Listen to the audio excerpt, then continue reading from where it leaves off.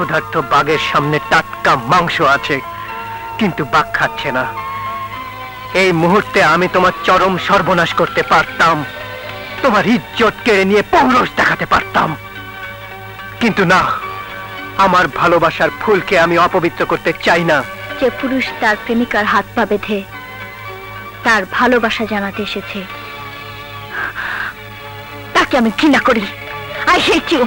I hate you! তুমি আমাকে যতই ঘৃণা করো, আমি তোমাকে যেদিন প্রথম দেখেছি সেদিন থেকেই অন্তর দিয়ে তোমাকে ভালোবেসেছি।